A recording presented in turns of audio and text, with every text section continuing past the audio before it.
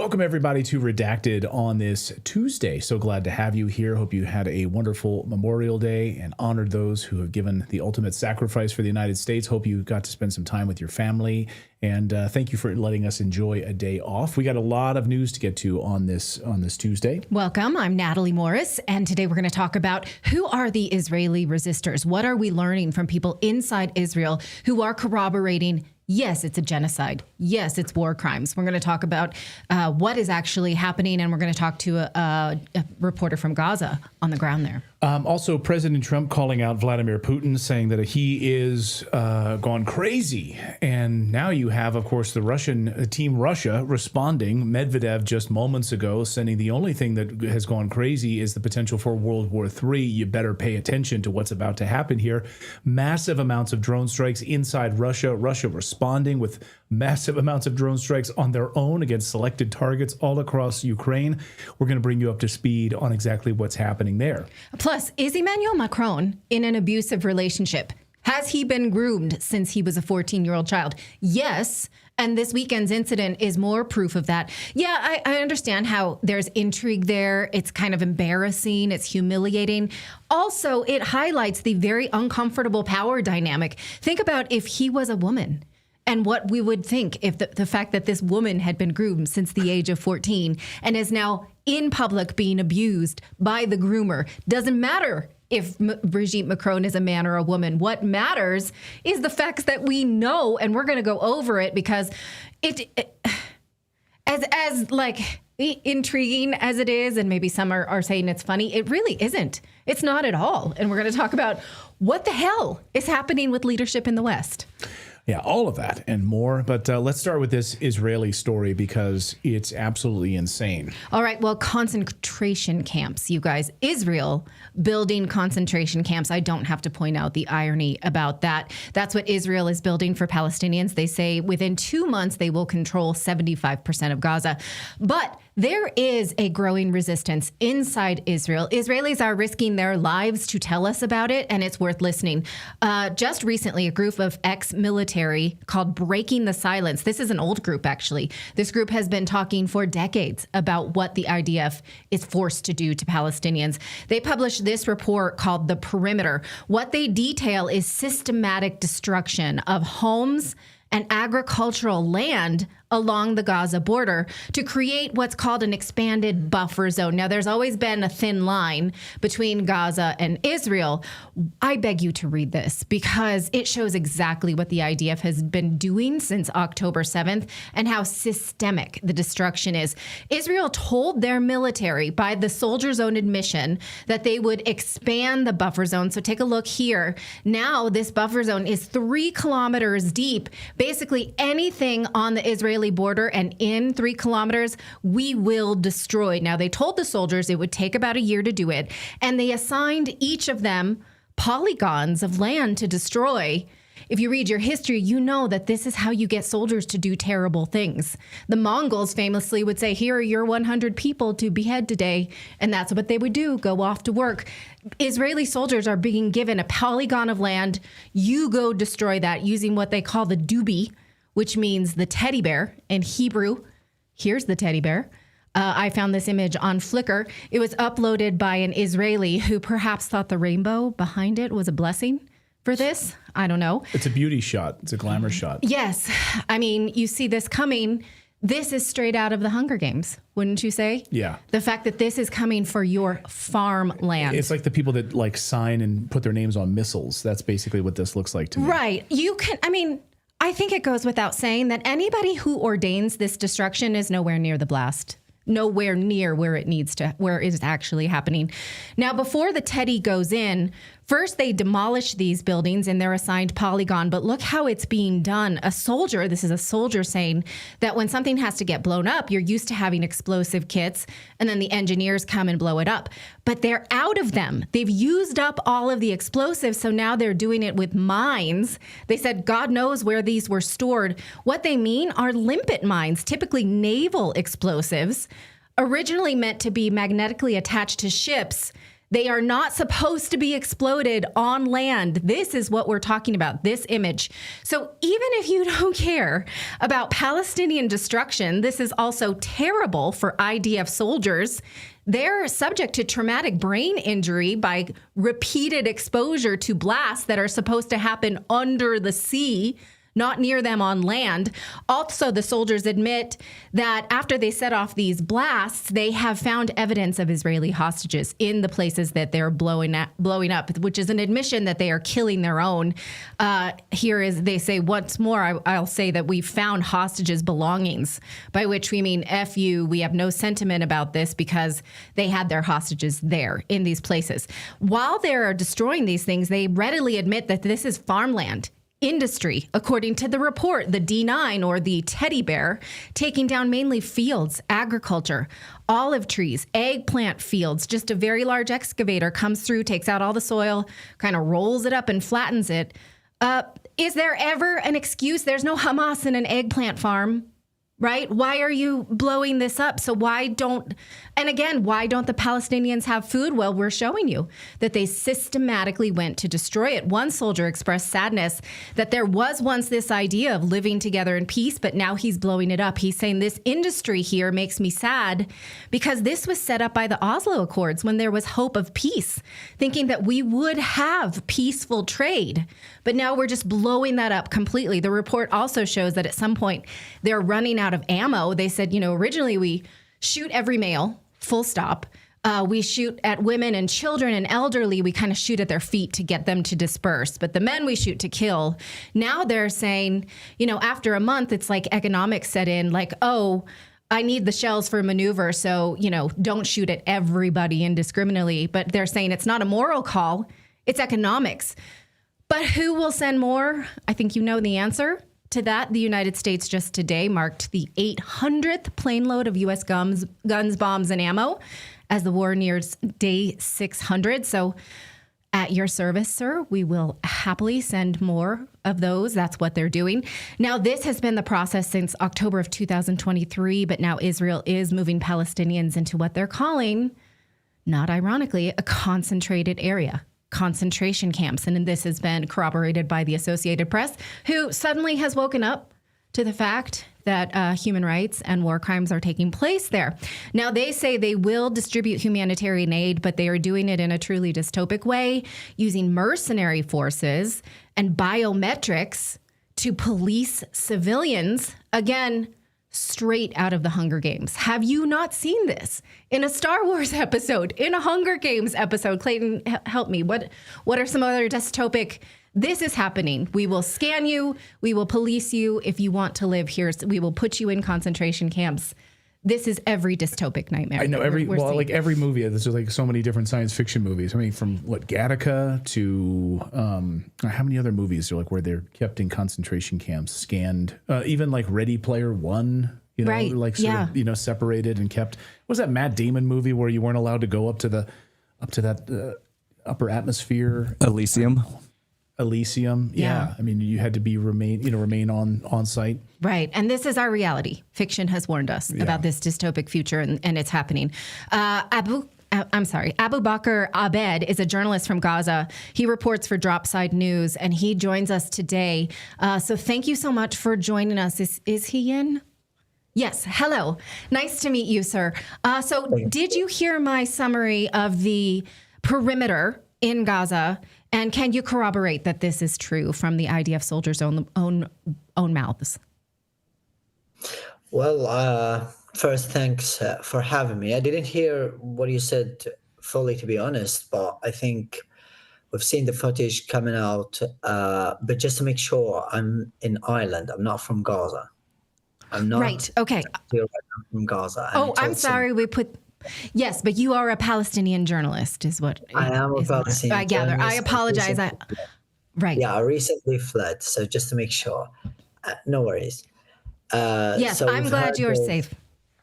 Yeah, thank you. So what emerged today from Gaza is just the normal reaction from staff and population, because over the past 80 days, nothing has changed on the ground.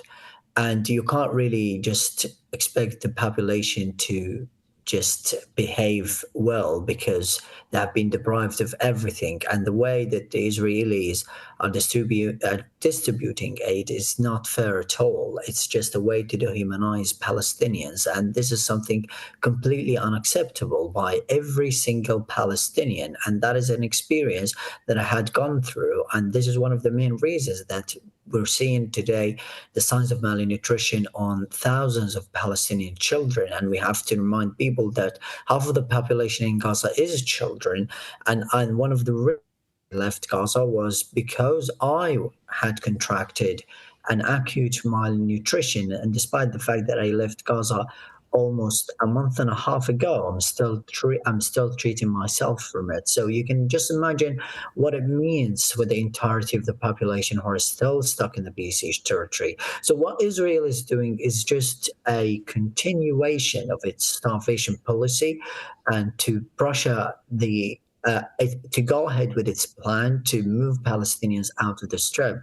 But again, I don't think they will succeed because those Palestinians know that they are indigenous to this land, that they can't leave their homes at all. And this is not the first time Israel has imposed this crippling siege on Gaza, not allowing a sip of water or a trickle of aid in.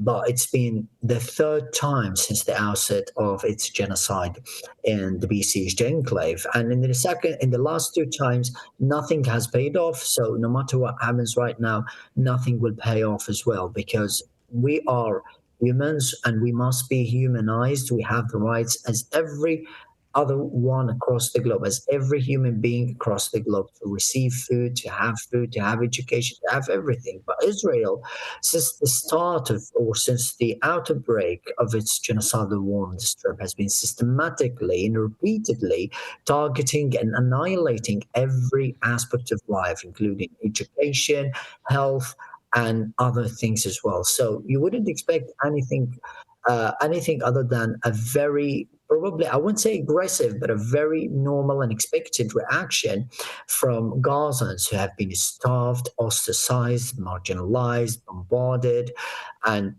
terrorized all the time. And they have been always calling out on the international community to make something, and on the world's government, to stop Israel from speeding up its genocide. But nothing has been, or no action has been taken. And that's one of the main reasons why Israel is still mass murdering and carpet bombing Gaza until now, although the entirety of the population, as I reported from Gaza, it was totally gutted. So there is nothing left to destroy, but Israel is destroying even the rubble of homes right now. Goodness. I mean, when you see these homes, I mean, totally destroyed. We saw the plan, of course, was it Operations Gideon's Chariots, to basically level the remaining rubble and remove any of these remaining homes. You know, you have a lot of people in the chat, they're saying thank you for telling the truth on this. And then you have others that are saying, liar, you're a liar. There's no genocide at all. These people are fine. They're all terrorists. Like, how do you respond to people that are calling you a liar, or say that there's no genocide taking place there and that everything is fine and that all of these little children they're Hamas terrorists at 3 years old, 2 years old babies? You said it yourself. It's just nonsense. They are genocide deniers, and one day we're going to hold everyone accountable who has denied this genocide.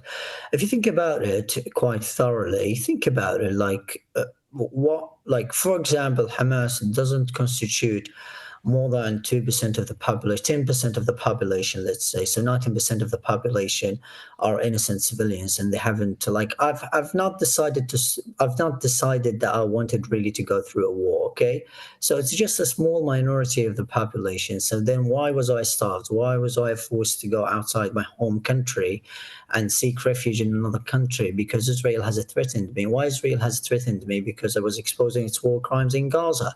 Then half of the population are children. How? I never held a gun in my life, but the Israeli military and the Israelis claimed that I was a Hamas operative, although I didn't hold a gun in my entire life. Half of the population are children. Most of them are newborn babies.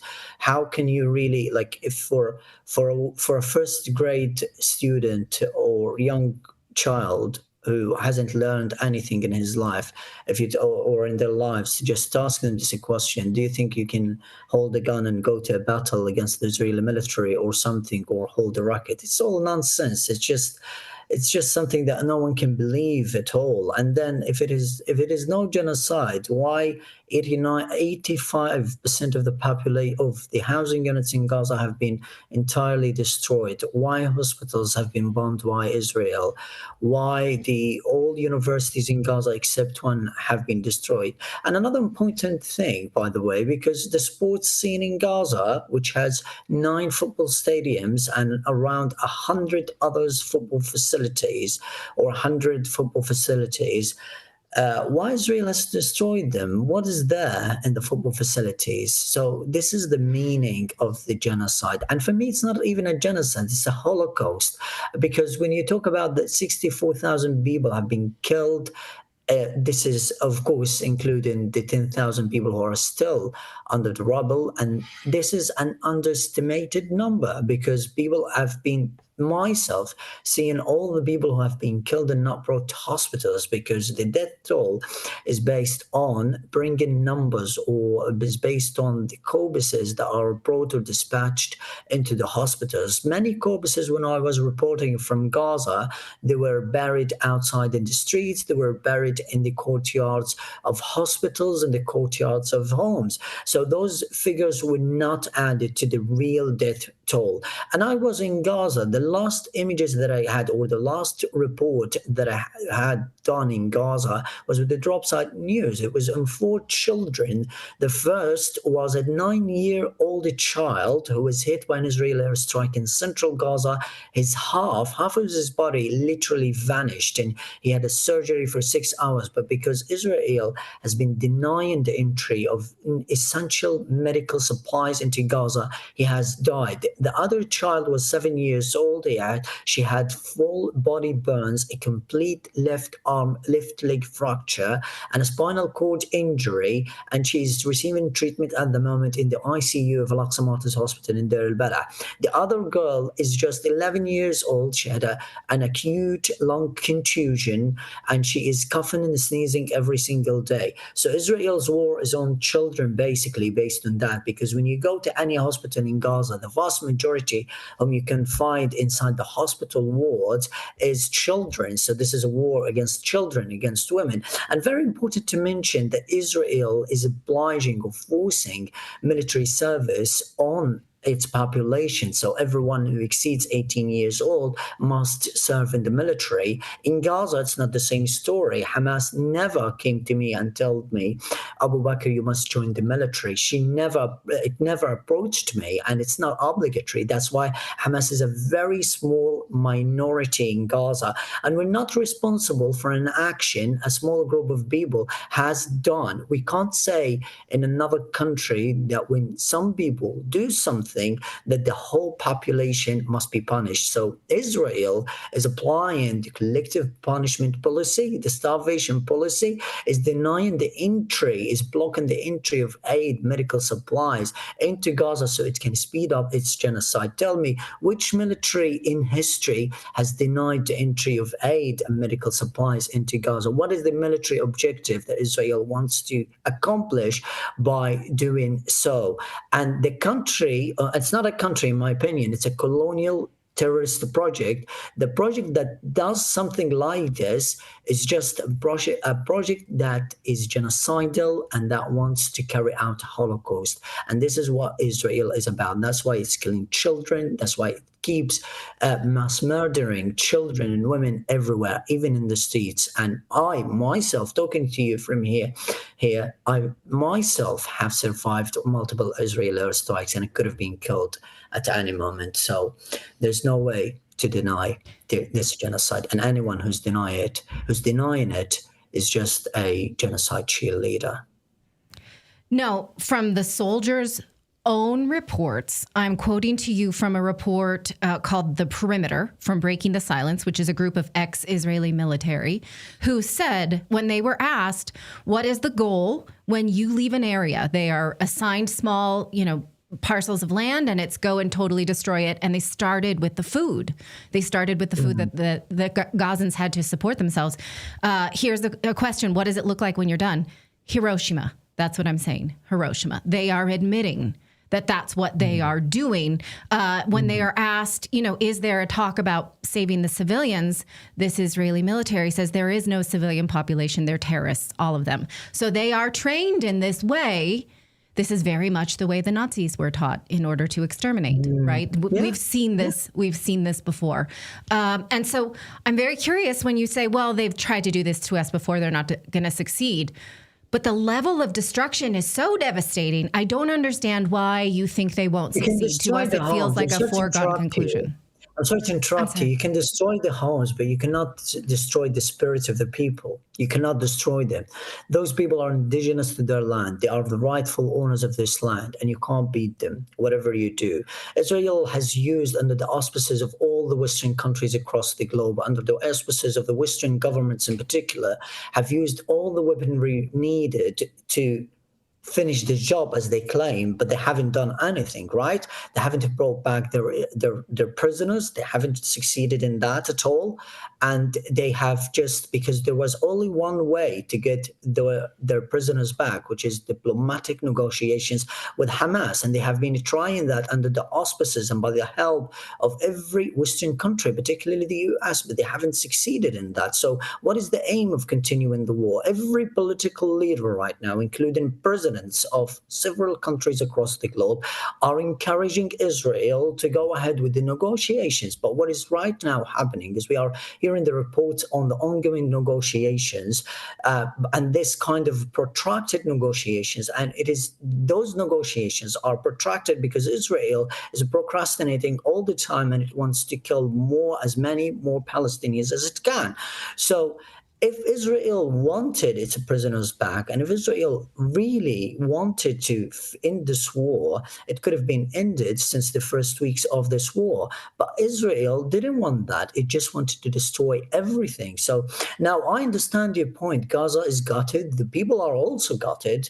I'm very fully aware of that. But you can't beat these people. These people know their sweat, their spirits, their blood, everything, their pain is there. How can you really force them out? Trump has said about that. He stated a very obvious ultimatum against the population. He has not succeeded. Israel is using all the weaponry to annihilate and exterminate and wipe out all families. Although right now there have been, and this is something I reported on in Gaza, there have been at least 1,200 families wiped out. In Gaza, there are still many families who know and who are very connected and rooted in their land, and they will not leave it. Because for the population of Gaza, and for me, because I'm right now talking to you from Ireland, and I've tried the luxury of the West, and I've been here around the fussy buildings, and I've seen all the beauty here. It's a beautiful country. I can't deny that. But for me, I can tell you, after almost a month and a half, for me, a cottage or a damaged house in Gaza, the wreckage of any house in Gaza, is for me better than any castle all across the globe, because my heart is there and it will never leave Gaza. So that is the point why Israel and the United States, as they are very much participating in this genocide, they will never succeed in beating the Palestinians, because you can't beat people who are indigenous to their land, no matter what it takes. It's just reading this report is just, shocking. I encourage, anyone who wants to educate themselves on exactly what these Israeli soldiers are talking about, written by Israelis who are telling the world right now what is actually happening. Again, this is not propaganda. I guess people could say in the chat, people in the chat are like, oh, this is propaganda. Okay. But this is written by Israelis trying to clear their conscience of what they're being forced to do. It bears repeating. Israelis themselves are risking their own safety to speak out against this. You see thousands of people gathering in the streets with signs that say Palestinian lives matter. Not everybody can live with this cloud of death right next door. And so the world seems to be waking up to this. I admire your optimism on this. For those of us who just can't see it with our own eyes and have not, it feels desperate. Yeah. So thank you for coming on our show to share that with us. Thank you so much. Thank you so much. You're so welcome. Thanks for the work you're doing. Thank you. Thank you. Thank you. Okay, I mean, I don't know how to respond to that because he's saying this will not work. And I'm like, but I'm watching it. This is horrible. We're living with it. Well, I mean, we've had like Dan Cohen, Jewish journalist, on, and he, as Dan has pointed out, like it, and others and military experts have said, Israel can do all the bombing they want. They can use all the U.S. weapons they want, and they can bomb and destroy as much of Gaza as they want. They can kill tens of thousands of people, children, women, and yes, members of Hamas. They can try to kill as many of them as they want, and it's just not going to work. I mean, those are Dan's words. Those are the words of military experts we've had here on the show who are vehemently against this this genocide. But it's hard when you look at those pictures, when you see those images. Or when you read their own account, right? When they say we are assigned a bit of land and then we go and we just full on destroy it, and then people cannot eat. And they cannot get goods shipped, and they cannot, right? And so how will, given that this is what it's been like, and they've been lied to, they were told it'd only take a year. They were told that they would be safe. Most of the time, it's not a war really happening. It's grunt work. You go in like a demolition contractor and just raze the land, and you are subject to either booby traps left behind by Hamas or any kind of, I mean, nobody's actively fighting them. This is the reality of it. So to call it a war as if there are two sides is a misnomer. Let us know how you feel about this. We are, again, we're going to stay on it. Lance in our chat says, I don't care. Okay, that's one way to look at it.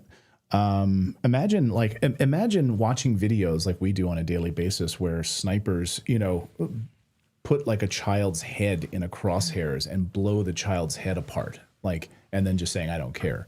Or imagine seeing like videos of little girls trying to escape fire. Or imagine watching like a flood somewhere and seeing a group of people being killed. Or, just to say, I don't care. I mean, I guess that's one way to look about it. I mean, anyway, Lance. Why'd you come here? We're an anti-war channel, so how'd you get stuck here? I don't know. He's like, I thought this was a Mr. Beast channel. I want to see people blowing up slime in people's cars. I didn't realize you guys were going to talk about actual genocide. Right. Just so we're clear, we are one of the largest anti-war channels on YouTube. So you're in the wrong place. Yeah. If you don't care. Okay. Yeah. If you're new here, welcome in. I spent however long, 10 years at Fox News Channel, anchoring their morning show, and left and went independent. My beautiful wife, a journalist, a writer by trade who started as a newspaper journalist and then became a broadcast journalist over the years for CBS News, left and went independent. So we're on this show try to cover the stories that the mainstream media ignores. So if you flip on Fox News or MSNBC or any of those other channels, they're all going to be giving you one narrative. They're going to be giving you one story, and they expect you to follow it and swallow it. We don't do that here on this show. So thank you guys for joining us. Thank you for subscribing and being a part of our show. I think if you don't care about that narrative, you must have been a really big fan of the Iraq War. And Afghanistan. Was that your favorite? Lance is like, I don't care about children being blown up. He's like, the Iraq War was great. Over 1 million people died. He's like, I didn't care then either. I loved every minute of it. I love we use the fake narrative of weapons of mass destruction to get us in there. I love that too. Yeah. Okay. All right. Well, I'm so glad you're getting the sequel that you've always wanted. Then the rest of us are not down. Hey, don't play that. Coming up in a little bit, we're going to talk about the assassination attempt on President Putin using NATO weapons to launch this massive attack. Of course, it was all NATO. We know that. Any idiot knows that. You'd have to be mentally retarded to not know that at this point. And so NATO behind this massive attack, this provocation inside of Russia. But to me, the real story here is how President Trump seemed to not know about it and called Putin crazy for launching strikes on drone factories inside of Kiev, like in direct response to being targeted in a massive assassination attempt using NATO drones and NATO targeting and NATO weapons. And he didn't know about it? What advisors are around Trump right now, not telling him what just happened? That Zelensky and NATO launched this, I don't understand it. To me, that's the bigger story here. We're going to have the military angle on all of that. And also, what the hell is the FBI doing? A lot of questions about what the FBI is currently doing. And you remember that all that cocaine that was found inside the Biden White House? Well, are we going to get some answers on that from the FBI? We're going to talk about all of that and more. We're going to actually talk to Steve Friend, FBI whistleblower, next. We're going to do that next. But first, we want to tell you about our show sponsors over at Bunker, because you know the internet is a jungle and all of us should constantly be worried about cybercrime. There's no police to call. You're kind of on your own. So protecting yourself and your loved ones from cyber criminals, scammers, surveillance, governments, corporations, it's all up to you. If we had one app to choose for privacy and security and peace of mind, it's Bunker. It's built by experts with 25 years of experience catching criminals and fighting cybercrime. Bunker was created to protect families and friends, and now it's available to you. What do you get with Bunker? Well, you get a private messenger to share messages, photos, and files with your trusted contacts, free from surveillance, a password manager to safeguard your online financial, shopping, streaming, and social media accounts that you can share with your family in case something happens to you. They can get into your banking and all of your information, plus a personal vault so you can securely store your family photos, your IDs, your financial information, your asset documents, your estate documents is what I meant to say, tax documents. Bunker is the one app that delivers supercharged privacy and security, letting you store, share, and communicate freely with those you trust. So download Bunker from the App Store or the Play Store, or visit bunker.life, that's BUNKR.life today. Use the code redacted and get your first 3 months for free. Once again, that's bunker.life. Using the code redacted. Well, a lot of questions we still have about what the FBI is doing. You know, we heard, of course, Dan Bongino, Kash Patel last week in that interview with Maria Bartiromo saying, Epstein killed himself. Okay. Case closed. Case closed. A lot of us scratching our heads to exactly what is happening.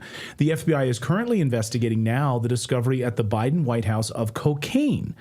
Now, the Supreme Court leak of Dobbs' case that overturned nationwide legalized abortion and the D.C. pipe bombing case, according to Deputy Director Dan Bongino. The Biden White House never explained that cocaine was found in 2023. It's surprising that they ever publicized it at all. It's also surprising that they never investigated the abortion case leak too. It's not expressly illegal to leak Supreme Court opinions, but the fact that no one was identified or punished or anything only adds to the sense of unaccountability in high places. So these are all valid questions, but there are still so many unanswered promises from the FBI, the Epstein files, the JFK investigations, the Las Vegas shooter. This creates a crisis of trust that seems to be deepening with only half the answers to major questions that we all still have. FBI whistleblower Steve Friend joins us now to discuss all of this and more. Steve, welcome back to the show. Great to see you. Thanks for having me today. So I guess I want to start with just your reaction right now to where the FBI is under these first sort of 120 days of the Trump administration. Do you think, based on having worked at the FBI, having sources still inside the FBI, friends at the FBI, that they are actually tackling some of these big cases and doing God's work, so to speak? I'm a little bit concerned, to say it moderately. Look, I am of the belief, and I come at this from, let's say, a kinetic, a SWAT operator type of mindset. Speed, surprise, violence of action. Those are really the assets when it goes into taking over a structure if you're a SWAT team, or a hostile environment if you're taking over an organization like the FBI. And it seems to me that Dan Bongino, Kash Patel have gone in with a little bit more of the mindset of what you're talking about with the Iraq War. We're gonna win hearts and minds. We're gonna have the presupposition that there's lots of good men and women of the FBI, and we just need to set their caliber straight and focus to rigorous obedience to the Constitution, and they'll go forth and do great things. And look back that interview that we saw a week ago with Maria Bartiromo over at Fox. I think one of the biggest things that jumped out to me, one of the biggest red flags, was when Deputy Director Bongino made a remark that every day that they walk in the office, there are 100 level 10 things waiting for them on their desk. And my natural response to that is, who is putting those on your desk, sir? Because I think you're being bubble wrapped, you're being insulated, you're being separated from doing the core mission and focus of Deputy Director and Director of the FBI. And that's to sort of set the vision, to move assets around and to reorient the way that the FBI is supposed to work, as opposed to actually getting briefed up on these cases. You have to have the trust in those people who you believe are the good men and women who are capable of doing those proper investigations. Right. And it feels like they're feeding the sharks right now, because absolutely we're curious about how cocaine got in the White House and what's the deal with that pipe bombing and why didn't they investigate the leak of the Supreme Court. But at the same time, they're still leaving us hanging with so many other biggies. Plus, going forward, we need to understand who was the deep state controlling the Biden administration. And so I feel like this is all chum right now. What is the purpose of that? Because I do feel like Deputy Director Bongino and Director Patel both have a lot of goodwill, and they can waste it so easily. They're expending a lot of capital. It's almost like a credibility Ponzi scheme. They keep making promises and failing to deliver on those promises in the time constraints that they're setting for themselves. And then, as opposed to actually having the deliverables, they just respond by giving more promises. So first we had the Epstein list, and that didn't come out, and they were sort of painted into a corner. And they did that interview a week ago, and we found out, well, within a week we're going to give you bombshells about January 6th and Crossfire Hurricane, aka Russiagate. And it's now a week and a half, and we haven't gotten anything. And now we have the deputy director going out there and saying, we're going to investigate and expose and be transparent about the cocaine in the White House. And he's trying to buy back, I guess, a little bit of credibility, buy back a little bit of time. But I think the more promises made and not kept go on and on. It's like any sort of Ponzi scheme. It collapses on itself because you find that you're unable to recruit enough people to keep making the payments to the people you've already brought into this scheme. Okay. I mean, well, how do we rank at this point? Like the major question about Epstein, okay, you're not going to give us the list. It's national security. Was Epstein, a foreign agent or not? Like, how about we start there, right? I don't think we're going to ever get that. The cocaine in the White House, does it matter? Hunter Biden was pardoned. How can we rank what we need to know to feel safe right now? I think they need to start with things that are not going to compromise national security matters or ongoing investigations. The Epstein list, look, it's not going to affect your life or my life or anyone in your audience's life, unless, of course, Bill Gates or Prince Edward is in your audience, which I presume they are not, to find out who was on the Epstein list. What would go a long way is to say, look, we've stood up a task force. We're investigating 200, 300 individuals. We don't want to compromise those ongoing investigations. And I think we would give them that grace, because that's something that we think is an objective good, that the premier law enforcement federal agency that we have, that we staff and we fund with over $10, $11 billion at this point, we want them to go ahead and do those things. But let's reveal things that are not going to compromise those ongoing investigations, things that people have an appetite to find out about, like the Butler, Pennsylvania assassination plot. That assassin is dead. There's no ongoing investigation. There's no reason why that can't be turned on over. Russiagate. Their only compromise here is that there are still people working within the FBI, but if they're concerned about a statute of limitations, and as they sort of expressed to Maria Bartiromo, like the statute is up on those. There's no reason why that can't be turned out to the American people. And then the people who are still there lose their careers in the same fashion that the other whistleblowers and I lost ours, which is a security clearance. You have a lack of loyalty to the United States government. They can suspend your security clearance. They can revoke your security clearance. And guess what? You can't come to work here anymore. So I think if we prioritize those sorts of cases where there isn't any sort of compromising material that's going to jeopardize our ability to put an evildoer into jail, or is going to share information that's going to put lives at risk, then I think that those need to be at the top of the pile, and they need to deliver on those forthwith. Yeah, and we have had experts on the show talking about, like, the greatest threat to the United States right now is not, I don't know, foreign actors, et cetera. It's here inside the United States that have come, the millions that have come across our border. Drug cartels, Mexican cartels that are activated. They're sitting here waiting to be activated inside the United States. We know that ICE doesn't have enough manpower, money, resources. Is the FBI, do you think the FBI's attention should be focused on those types of cases inside the United States?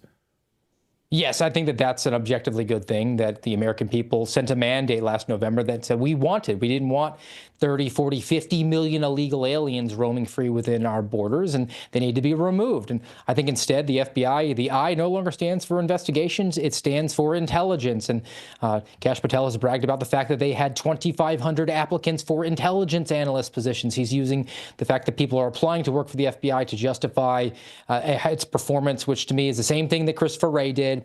It's no different than an analogy where a restaurant is getting complaints from customers because they keep getting food poisoning, and the restaurant owner says, well, I have a record number of people applying to be waiters and cooks here, even though I'm paying a premium that is more than other restaurants around town. So it doesn't really pass muster, doesn't hold water for me. But to the intelligence aspect to it, and you said that the greatest threat to America, to me, it is first and foremost weaponized government. The second place here is so far behind us, it is over the horizon in the rearview mirror. Weaponized government, our own, is the greatest threat to the American people. And we just had the revelation, things that I've been talking about for a couple of years, but I'm glad it's getting a wider audience now, that the public talked about the fact that people who were hesitant or resistant to getting a vaccine were labeled as domestic terrorists under the Biden administration. The FBI is the teeth on that attack dog. It will go after people who are politically inconvenient for the ruling elite, regardless of who is in the White House, regardless of who is calling the shots. They aim to please because their budgets are tied to it. And as a bureaucracy, their goal is to grow.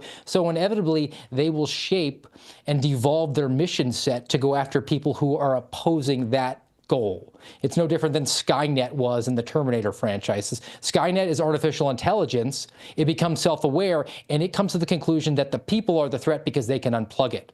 That's very much like a bureaucracy, and the B in FBI stands for bureau. So its goal is to grow, get more power, get more capabilities, get more personnel, get more funding. Anyone who stands in the way, they will rewrite the national security mission to go after those individuals and connect it to the intelligence here. As we're now moving forward into this age of artificial intelligence, you're going to have not just the ability to collect on all Americans, which the FBI does, which the federal government does, but to surveil all Americans, because we don't need the people to do it anymore. We can just task AI with doing it, and we can even task AI bots with going online and finding fresh meat to bring back to the federal apparatus. It's a whole new ballgame. The only solution at this point is to defang this attack dog. But can I just play devil's advocate? Because I'm somebody who think that the Mueller investigation actually did turn out in interesting information. They were not able to prosecute based on what they did find, even though they tried to. I think the Durham investigation, the special counsel did a great job. So can we put any faith into special counsels? Because I very much do want to know who the deep state was that was running President Biden's administration.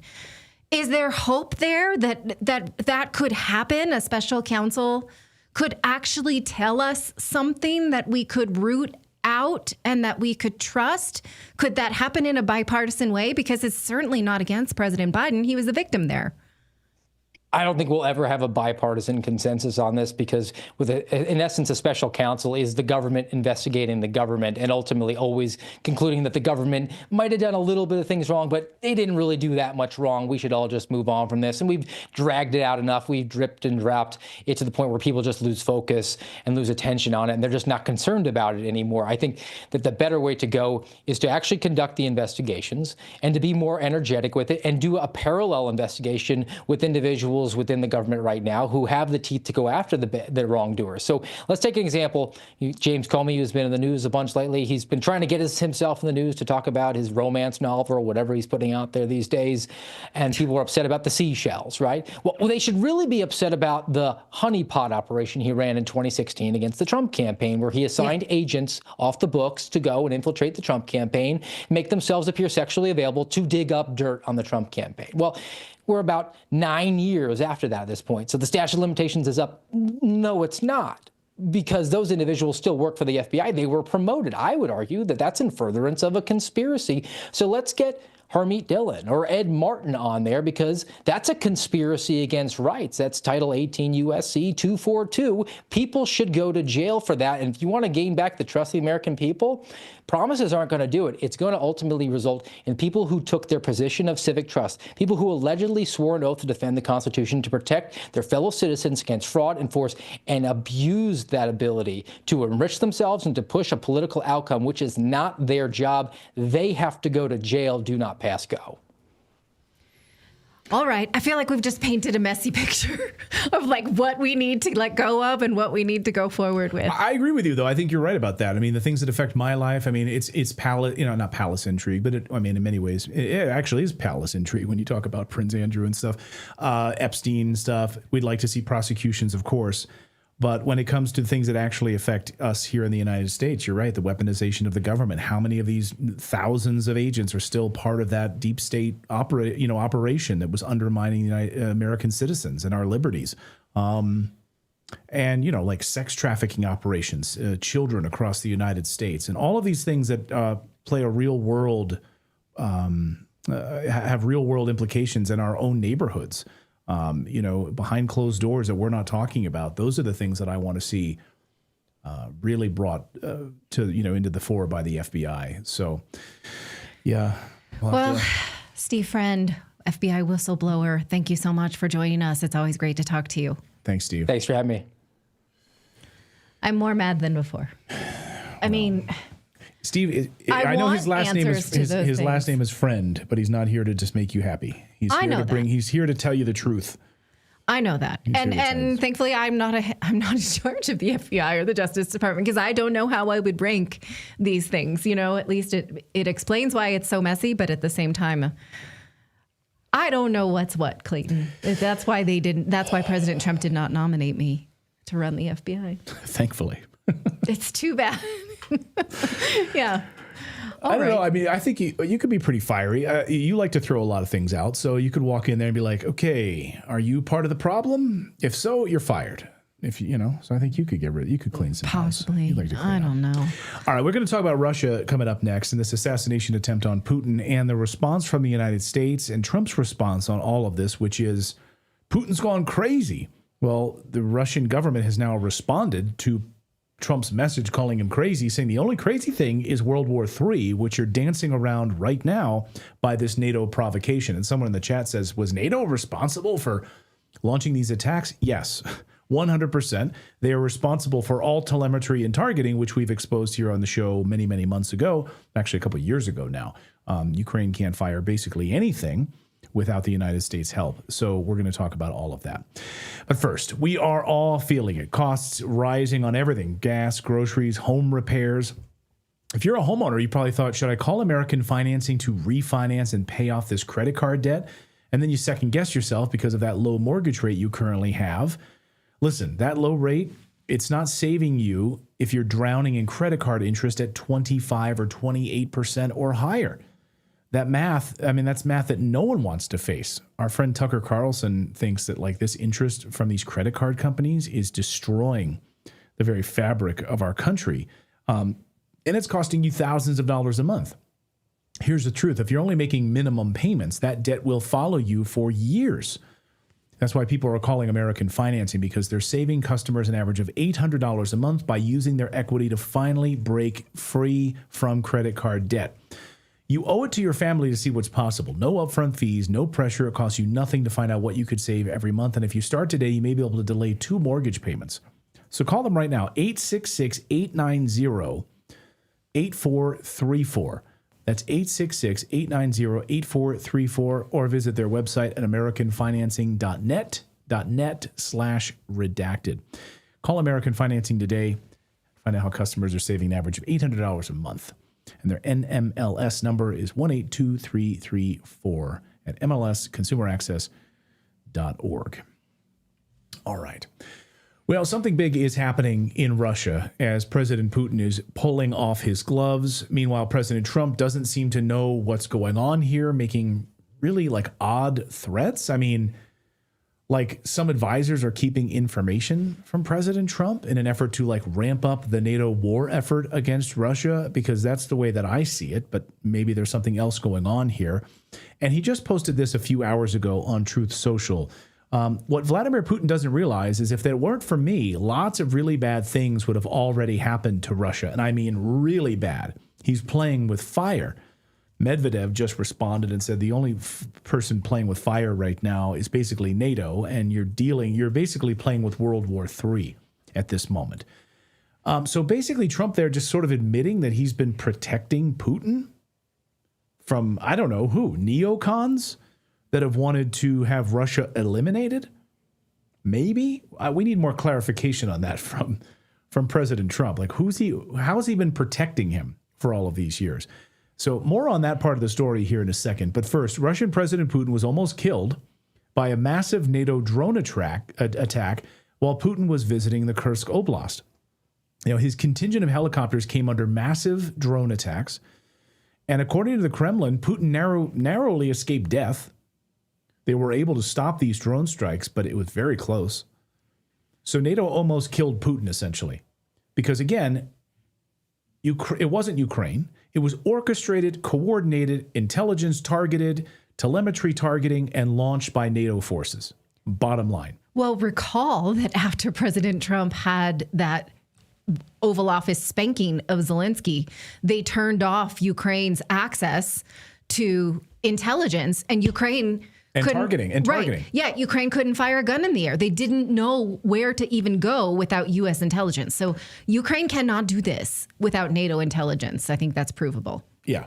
So in fact, over the past 7 days, as Trump has been pushing for peace in Ukraine, NATO and Ukraine have launched over 1,000 drone strikes into Russian territory. And the NATO escalation has had the desired effect, of course, which is Putin is pissed. And now Russia has responded. And he says we now need to get them into a chokehold. These are Putin's word. We need to get them into a chokehold, basically so they'll surrender. Watch. We need to get them in a chokehold. They're trying to strangle us, and we should reciprocate. We did not chase anyone out. We provided the best possible conditions to work in our market, and they're trying to choke us. And we should act in a mirror fashion. Yeah. So a mirror fashion, because, and he's talking esoterically, he's talking militarily and financially, both like Western businesses in Russia operating or fleeing or sanctions, also military strikes, massive military attacks inside of Russia. So raise your hand if you want to be choked for Zelensky's war. You cool with that? We are. Do you want that? No, I don't want that, but we already are being choked. I mean, and of course, these massive sanctions on Russia have only led to widespread inflation. You want to talk about the economic ruin that we're sitting in right now. Largely responsible is the sanctions on Russia. Clearly. So Russia has launched a massive drone offensive against Ukraine in response, hitting key targets all over Ukraine. Here, just take a look at this on your screen. All of those red areas around Ukraine are all Russian attacks over the past 48 hours or so. And then, of course, you can see the areas of conflict. The red area controlled by Russia, which was formerly eastern Ukraine, now is controlled by the Russian Federation. And Russia is moving further, now beyond the front, creating a new front and a buffer zone, which we'll talk about in a second. So all of that land that you currently have, you could be prepared to lose it if you continue this madness. So now Russia, in these attacks, specifically hit the Antonov factory where those drones were built that targeted Putin in Kursk, and where they tried to kill Putin. Here were these attacks on the Antonov factory. Watch.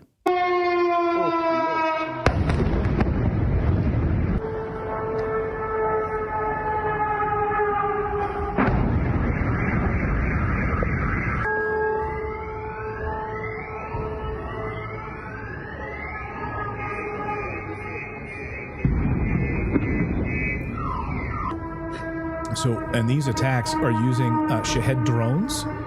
So what you're seeing here are Shahed drones, very high up in the sky, firing their ordnance. And according to this report, they are now attacking in swarms, which you can see here. And these are what these look like here, massive swarms. Now, before the attack on Putin, they would send like 10 or 15 of these drones. Now they're sending massive swarms that sit at high distances, at high altitude, and out of range of Ukraine's air defense systems and the United States Patriot defense systems when they launch their attack. Just look at how many drones Russia is now using to attack targets. Look at the increase since this chart you're going to see here starts at 2022. Look at that, up until this week, and the massive spike in drone attacks now, instead of using actual Russian forces, using drones. As 404 reports, the U.S. is using SHORADs. Here's a SHORAD, short-range air defense system, to try and stop them, which is great for shooting down things like, things you can see, like helicopters or other low-flying aircraft. That's laughable. And as he describes it, SHORAD, it's a joke and a bad one because they're not able to hit these drones. And as Moon of Alabama reports, Russia also took out some Patriot missile batteries over the weekend in the past 48 hours. And meanwhile, Russia is currently launching, we're in the middle of it. As we're speaking right now, within the past hour, Russia has doubled down on these attacks inside of Ukraine. So this is not like something that happened 48 hours ago and it's over. It's happening right now as we speak. Here is Moon of Alabama's report. Ukraine has reportedly 8 Patriot missile systems, which cover the capital of Kiev. On Saturday, at least one of those was destroyed in a Russian attack, and maybe even more, because the one, by the way, this is amazing. I want you to watch this video. Here you can see the Patriot system being destroyed, and then the one that's adjacent to it finally launches after a few seconds. It took a while. So Russia knocked out and destroyed a Patriot missile system, and then these other batteries start launching later on, as if they didn't even see anything coming. Take a look. So here you can see on the right side of your screen there, strike on a Patriot missile system, according to these reports. And then seconds go by. Finally, these air defense systems try to target some of these drones in the sky. And finally, one launches from there. And then on another part of Kiev launches these Patriots to try to bring down whatever was attacking them. It's like hitting ghosts at this point. And basically, NATO can't do anything to stop them. Now, I just looked at my notes for a second. In December of 2022, President Biden announced that the U.S. would send Patriot missiles after much deliberation, had never sent anything that advanced before, really hemmed and hawed, did not want to escalate with Russia, and then decided to open the checkbook and send the Patriot missiles. So these are the things that we were originally told we would not send. Then we decided to capitulate and send at great expense to us, only for this to be the fate. I just think it's worth rewinding the clock about how we reported on this 3 years ago. Privateer Productions in our YouTube chat says, Clayton, 3 systems gone is the chatter right now. I haven't confirmed that, but thank you for that. Again, and I was being conservative, so you might be right. When I saw just one of these Patriot systems was destroyed, I sort of said, really? One? Just one? So 3 is what they're saying now. 3 of the 8 that they have remaining. And by the way, there's no more going to them. And the ATACMs that we said, they're gone. We're not sending any more at this stage. Well, Marco Rubio over the weekend says, well, we'll sell them to you. How does he expect to be paid back? We'll send them to Israel for free, but to Ukraine, we're not sending any more of these things. And the way that a lot of course, we've covered this for years here on the show, but a way that a lot of these, Raytheon, Lockheed Martin, et cetera, were excited to have a lot of their old mothballed systems in the United States dusted off and sent to Ukraine. A lot of these things didn't even work. A lot of these things were so out of date, were collecting dust essentially, and didn't work. And so they were able to clean out their closets and then go to Congress and get billions of dollars more back from Congress in order to start making new things. Maybe we'll send them to you. Maybe we won't. We'll just keep them here in the United States. But here, you can have all of our old stuff and then also pay us back for it later. So anyway, I mentioned this. So basically, NATO is not able to stop them from anything at this point.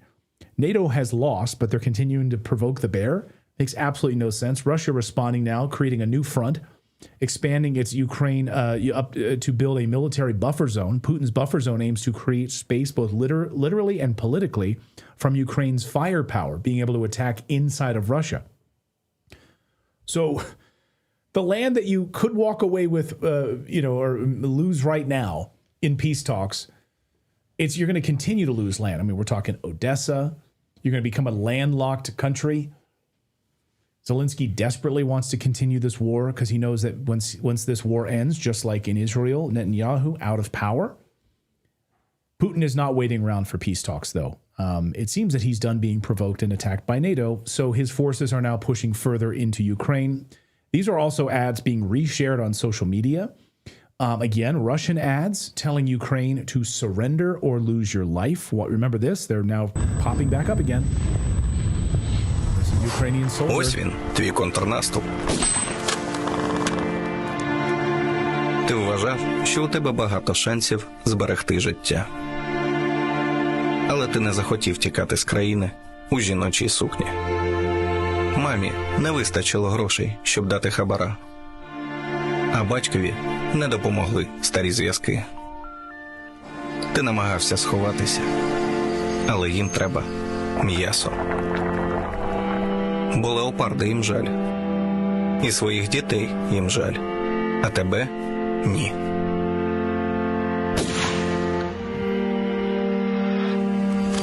Тепер у тебе лише один. Останній шанс зберегти життя.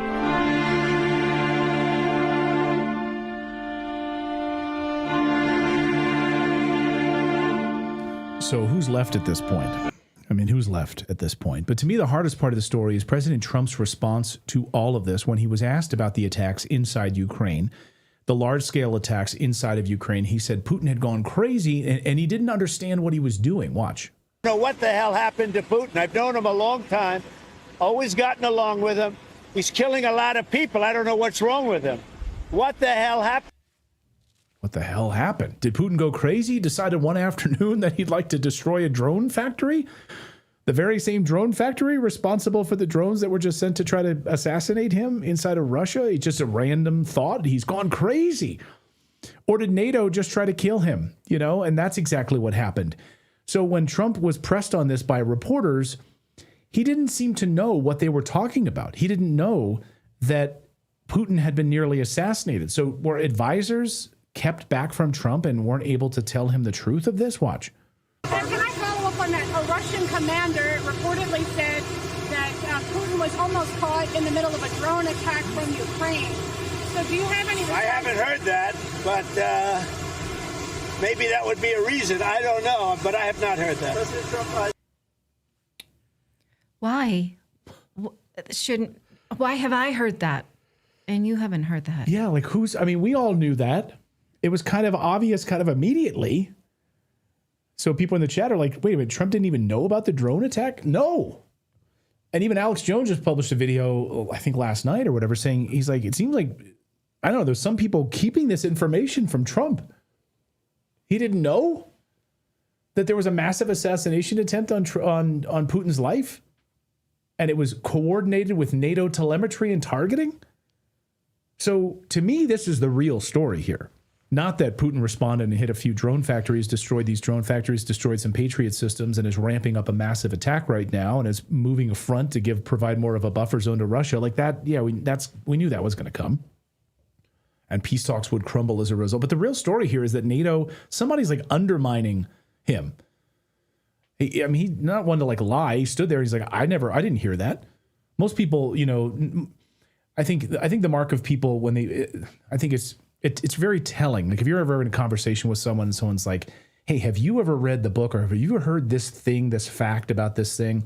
For someone to say, no, I've never heard that, or I never knew that. Mm-hmm.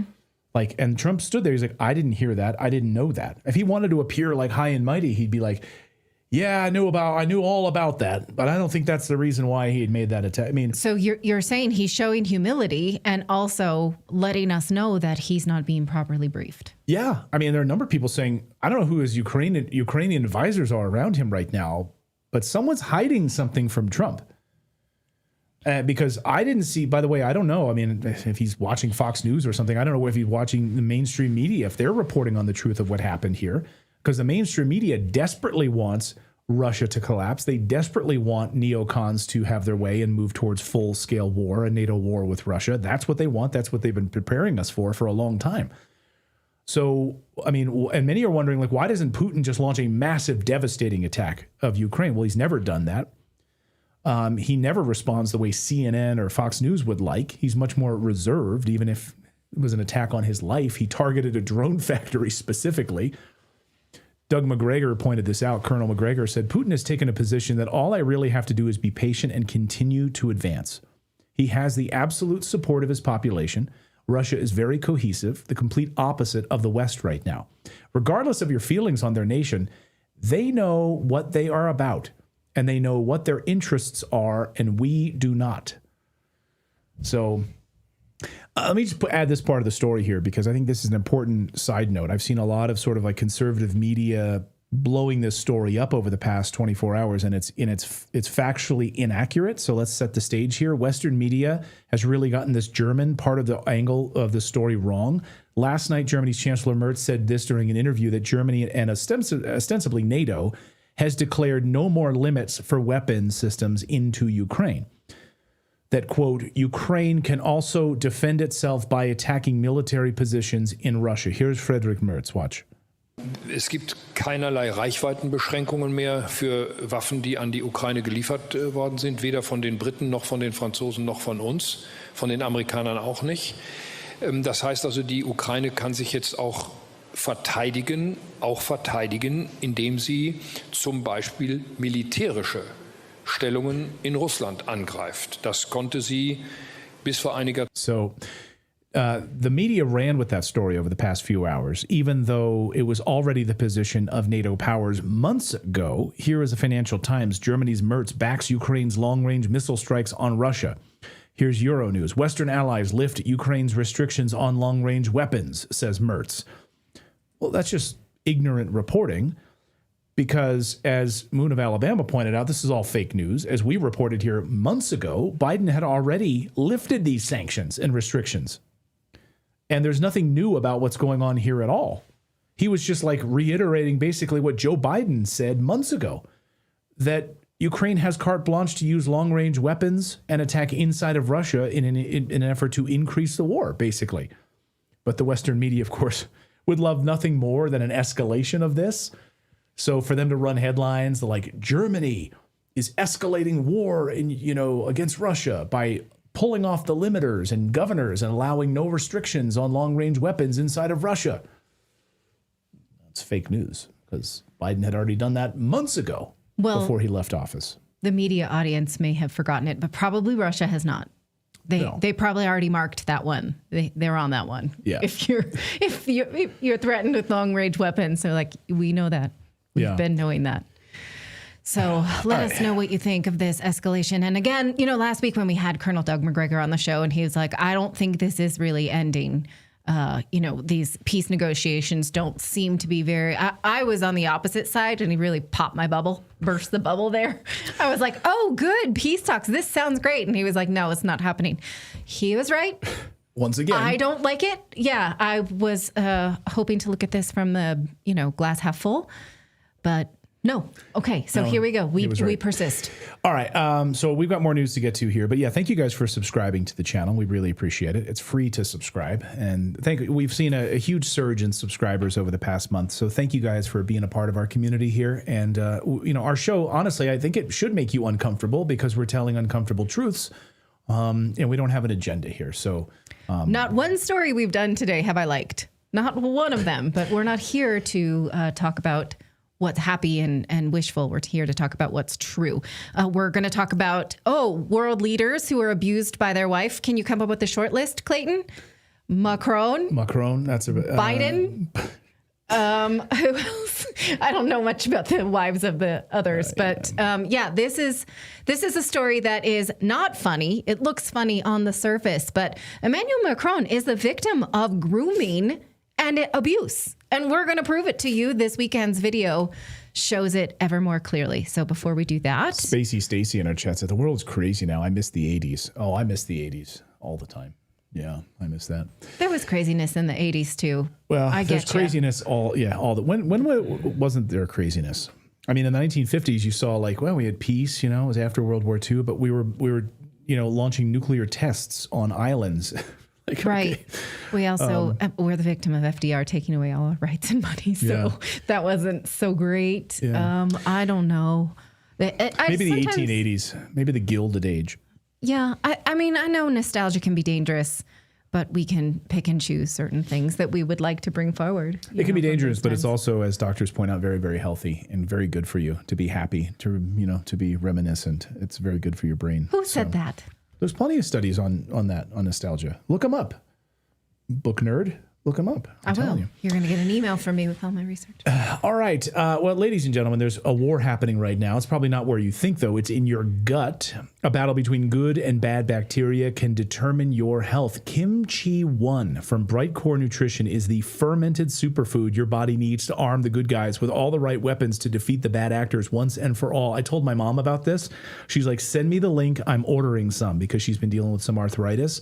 And I'm telling you, all the health starts in the gut, and you will be stunned when you have the right fermented superfood in your gut. It will improve every aspect of your health, your heart, your brain, your memory, your cognition, even the quality of your skin, the growth of your hair.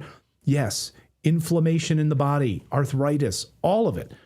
So when you contain over 900 strains of beneficial bacteria in each capsule, Kimchi 1 supports healthy digestion, fortifies your immune system, and helps detoxify your body.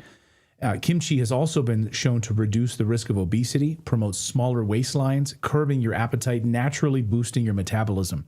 So Kimchi 1 is their natural non-GMO, it's dairy-free, it's gluten-free, and it's 100% made in the USA. Today you can get an exclusive offer by clicking the link in our description, or just use the code REDACTED to get 25% off your entire order. Or for an even better deal, call our friends. Get on the phone with these guys. They are an American company. They will talk to you on the phone. They've got a team of people right now. Seriously, write this number down and call them when our show is over. 888 is the number, not 800. It's 888-404-6312. And you'll save up to 50% off if you get on the phone with them. And you also get free shipping. So give their team a call. This is a fantastic company. And we're going to be adding this into our daily supplements in our house with Kimchi 1. Big believers in it. So thanks to their support here of the show. Well, France just declared war on itself, a civil war of sorts. That's because some dude just punched French President Emmanuel Macron in the face on a weekend flight to Vietnam. Who was this dude? Well, it turns out it was the First Lady, Brigitte Macron. Yes, the former school teacher who is 25 years his senior, seen grabbing his face and pushing him in the face off the flight. Now, cameras caught the first couple in what can only be described as an airborne domestic disagreement while disembarking from their plane in Vietnam. The footage shows First Lady Brigitte giving Emmanuel Macron a slap punch to the face. And then they come out there. You can see the same red coat that was just slapping him in the face. And it all started with a smack to the face and then escalated to like a two-hand maneuver over his mouth, nose, and jaw. And not in a loving, like, get over here, you rascal kind of a way. No, don't kiss me, you'll mess my makeup kind of way. I get that all the time, but that's usually just a verbal assault. Or I just go, no, honey, don't mess me. Yeah. Right? I've never actually hit him in the face, no matter how much I want to. Oh, okay. No, I'm just kidding. No, we don't lay our hands on each other in that way. Now, the French government originally tried to deny authenticity of this footage, but then later they said the couple was just horsing around and joking. Now, look, Brigitte Macron is 72 years old. Emmanuel Macron is 47. They are 25 years apart. And I think it is worth an exercise to think about him as a 14, 15-year-old student while she was very close to 40. That's how their relationship began, with this unhealthy power structure. I think if we really wanted to be generous here with an explanation, is that safe to say that sometimes elderly people can get mean and aggressive and irritable due to either cognitive decline or medication. I think that would be charitable to give her the benefit of the doubt.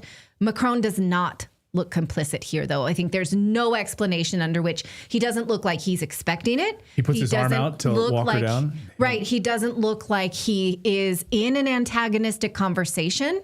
He is looking at her. His hands are relaxed before it comes. He is clearly not joking around, not playing along. Now, here are some uncomfortable truths about the Macrons, even if you don't want to go down the is she a man, which she has never satisfactorily explained. Even if you don't want to, let's put that aside for a second. Here are some facts. He was groomed by her. I have a 14-year-old son who's almost 15. A 39-year-old teacher comes near him. We're going to have some problems. You're going to get mama bear over this. So again, 14 is when their relationship began. They lied about it, initially told the press he was 17, only to back that up later and admit. So again, the relationship began under power imbalanced, ethically fraught conditions. This behavior begs the uncomfortable question: has he been abused since he was 14? Is this symbolic of what has always been since he was a child? Here are some other uncomfortable questions. Again, they have never satisfactorily proven that she is a woman, never produced images before her 30s, never produced images of her pregnant, never explained why there was a brother that was not explained for in her family pictures, why AI matches that to her face. They have never answered for the fact that despite these looming questions, was he groomed by a pederast? In the very first presidential portrait of Emmanuel Macron in 2017, the works of André Gide, an avowed pederast, was in the presidential portrait. Does that happen by accident? Do you accidentally have pedophile literature on the desk when you take your presidential portrait? In what world could that be accidental? And again, the fact that when they originally explained their relationship, they said he was 17. He was not. He was 14. And again, the age of consent in France is different than it is in the United States. So let's just, as an exercise, think about if Macron was a woman, was groomed at the age of 14, and then hit in public, would we feel very differently? It's a very uncomfortable thing to confront and even harder to ignore. Wouldn't you say, Clayton? Yes, absolutely. And I think, Candace Owens, people pointing out in the chat, Candace Owen has all the deets on this. Yes, she did a deep dive. Of course, Yes. She broke the story wide open from the French journalist who originally reported all of this. The pederast book in the official French portrait, that doesn't just wind up there by accident. It's too big of a question. It's like the Balenciaga stuff. Right. Like, how does pedophilia stuff get put into Balenciaga? I can never say it right. Yeah, into their ads? Like, it's intentional that you're putting this in your photos. Yeah, Things don't just wind up here by you would accident. have to think, Yeah. right? Okay, people are wondering, am I a victim of a pederast? I will say nothing, but there is this imagery in my first portrait. It's like a public cry for help, right? And so you might think he's not a great world leader. It's very hard to feel sorry for him, but has he been a victim of this? When you look at the fact that he's not an especially accomplished academic, they had to change academic standards for tests that he failed. Why is he in this position of power? Was he put there by some kind of dark sex ring, right? So again, it's so hard. It's not nothing, and we can't pretend that it is. We should not play along with the French government that this is just horsey jokey. It absolutely is not. And this person again was the victim of a grooming relationship. There's no other explanation for it. So let us know how you feel about that, Clayton.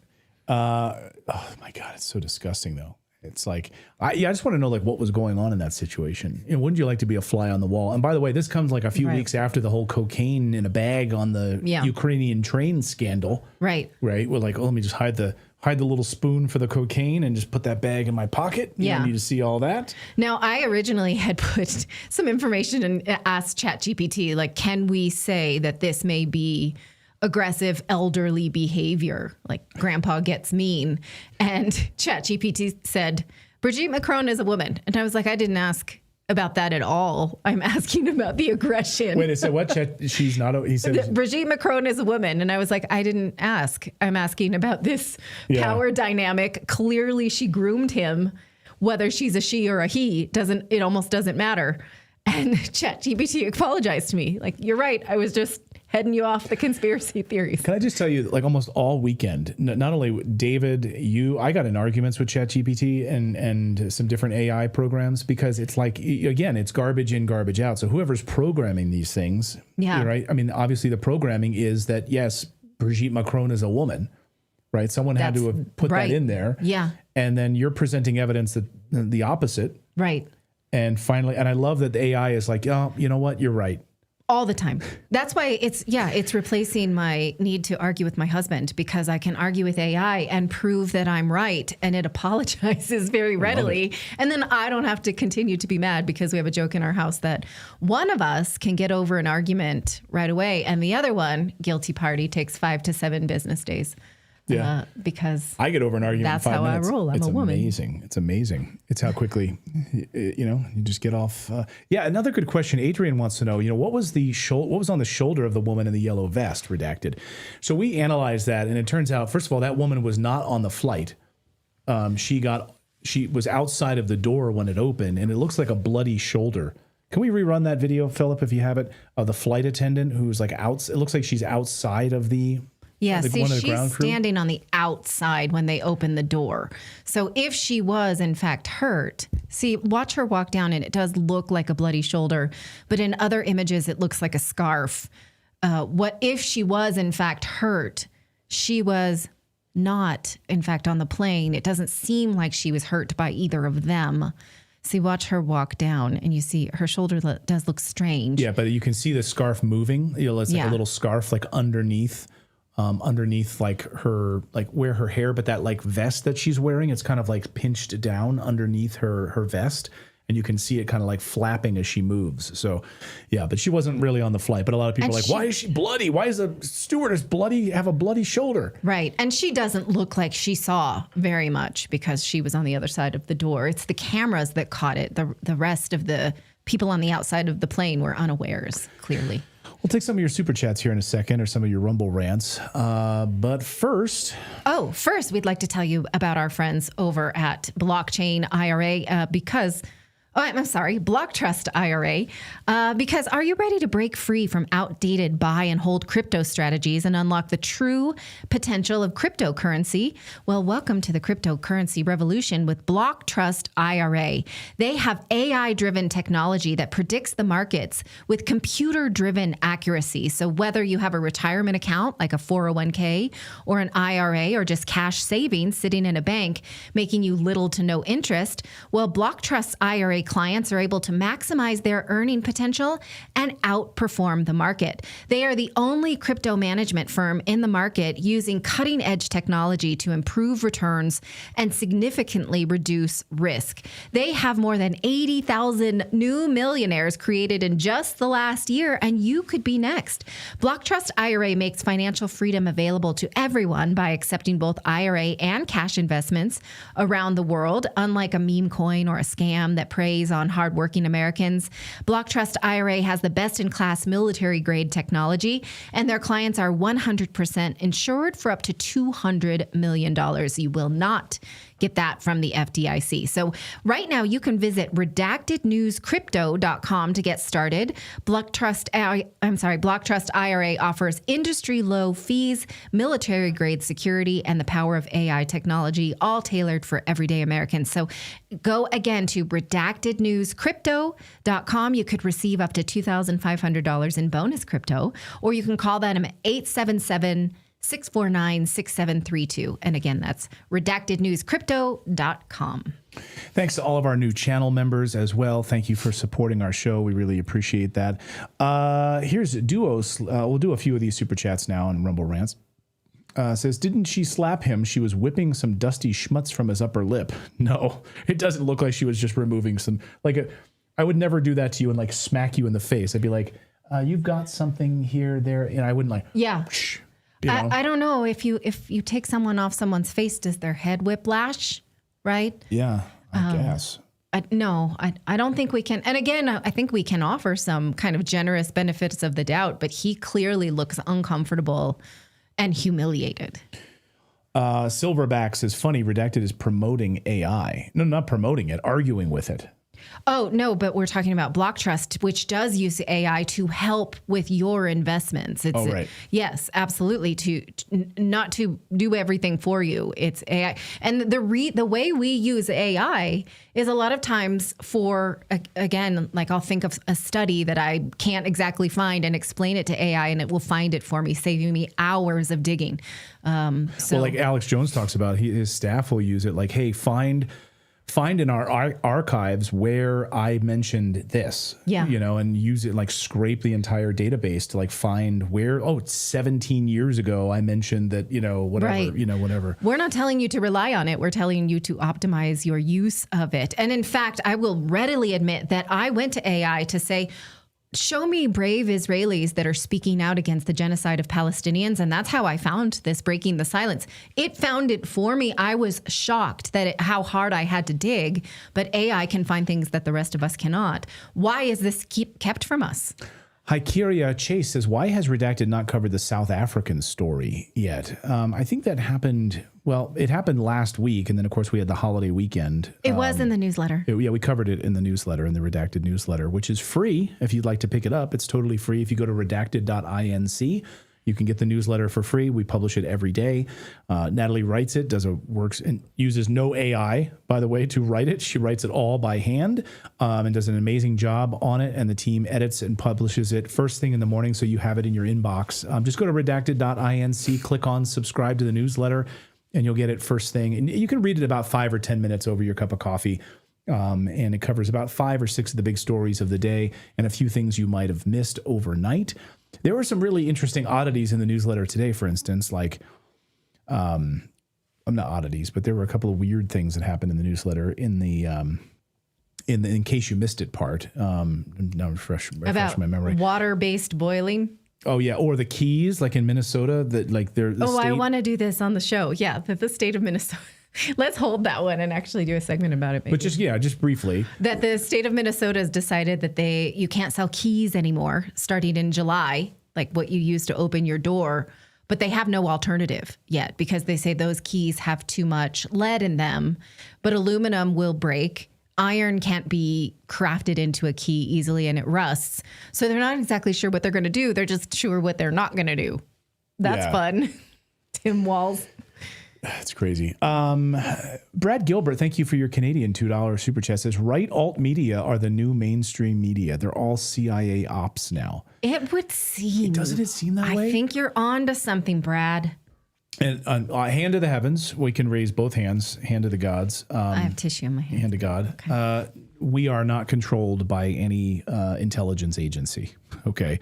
In fact, I think we piss off the intelligence agencies on a regular basis here. But I'd be curious what you mean by that, though, because it does seem like the alt-right media, like the conservative media that's not mainstream, like when you hear when you hear certain narratives being pushed out, they all kind of run and push those like same narratives. I don't know. But what do you think about it?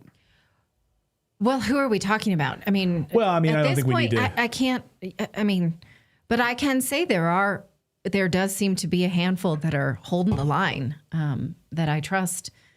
People that I thought I would never say I trusted now are like Tucker Carlson, not Tucker, but Alex Jones.